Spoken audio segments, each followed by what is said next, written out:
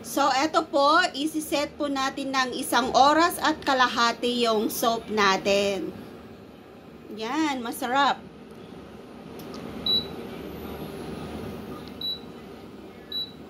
Dagdagan ko ng init. Yan, 100. Para lumabas yung katas ng ating mga gulay. So, see you later.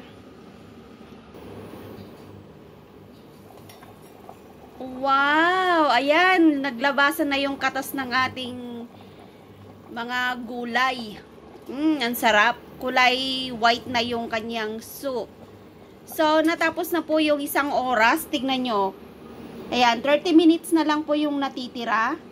So, hintayin po nating maubos yung ating minuto. And then, titikman na natin yung ating nilutong soup. So, bye-bye muna. See you later again after ng 30 minutes. So, yan na lang po yung minutong natitira. 6 minutes na lang. So, tikman na natin yung ating soup. Yan, tikman na natin. Kasi, ayan. So, kuha po ako ng bowl at tikman na natin yung ating soup. Ready na to. So, eto po yung ating, may kinuha po akong lalagyan. Eto. Titikman natin yung ating soup. So, kuha po tayo ng, meron pang 2 minutes. Kuha tayo ng, tawag dito? Carrots. At saka isang sayote. Yan. At yung kulay puti. Gusto kong tikman yung kulay puti. Eto.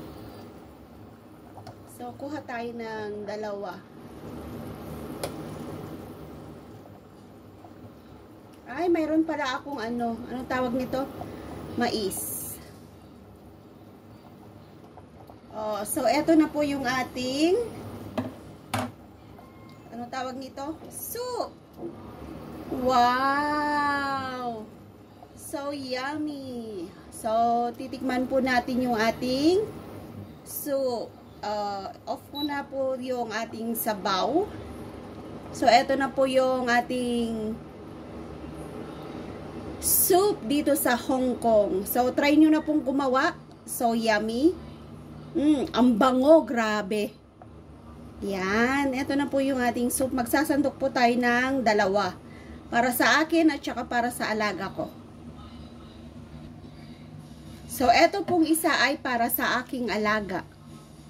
Yung aking alaga, hindi siya umiinom ng soup kung mapait. Pero eto, hindi siya mapait. Matamis po siya. Sumasama yung sweet almond. Ayan. Syempre, ibibigay ko to kay Casey. So, tag-isa po kami.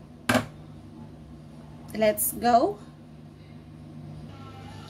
So, thank you for watching my YouTube channel. Please subscribe, Lynn Jico Vlogs, and forget to ring the bell for more videos. Maraming salamat po sa inyong lahat.